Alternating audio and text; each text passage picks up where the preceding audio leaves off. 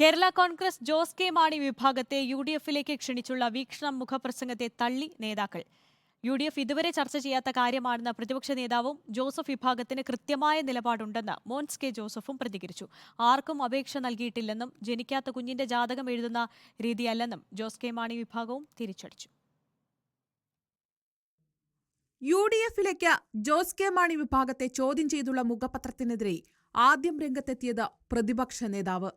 Kerala Congress Jose K Mani വിഭാഗത്തെ യുഡിഎഫിലേക്ക് സ്വീകരിക്കാൻ, സ്വാഗതം ചെയ്യാൻ ഞങ്ങൾ ആരെയും ചുമതലപ്പെടുത്തിയിട്ടില്ല.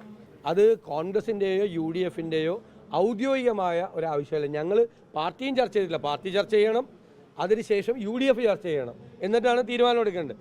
അങ്ങനെ ഒരു തലത്തിലുള്ള ഒരു ചർച്ചയും നടന്നിട്ടില്ല. ഞങ്ങൾ അവരെ കോട്ടയത്ത് അവരുടെ സ്ഥാനാർത്ഥിയെ തോൽപ്പിക്കാൻ വേണ്ടി ഞങ്ങളുടെ പ്രവർത്തകരും നേതാക്കളും കഠിനാധ്വാനം ചെയ്യായിരുന്നു. ഇപ്പോൾ അത് ആ ഒരു വിഷയം ഞങ്ങളുടെ മുമ്പിലില്ല. പിന്നാലെ പാർട്ടി നേതൃത്വത്തിന്റെ നിലപാട് പറഞ്ഞ ജോസഫ് വിഭാഗം.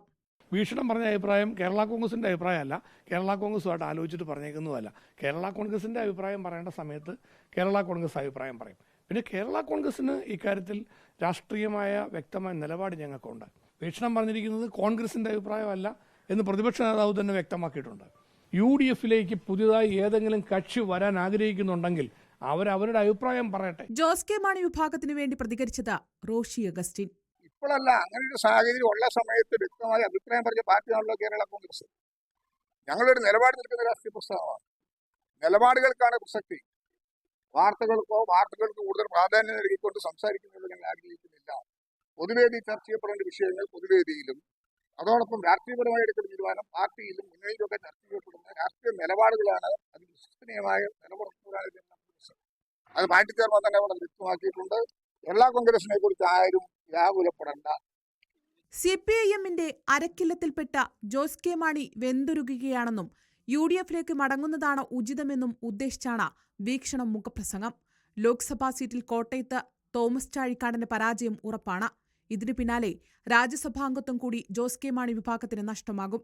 കോൺഗ്രസ് പരിഗണിക്കുന്നതുപോലെ സിപിഐഎം ഘടകകക്ഷികളെ പരിഗണിക്കില്ല എന്ന മുന്നറിയിപ്പുമുണ്ട്.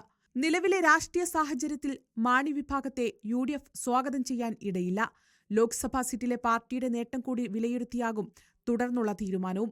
ജോസിനെ വിളിക്കുന്നതിനോട് ഗ്രൂപ്പിലുള്ള എതിർപ്പും ഒരു കാരണമാണ്. റിപ്പോർട്ടർ, കോട്ടയം.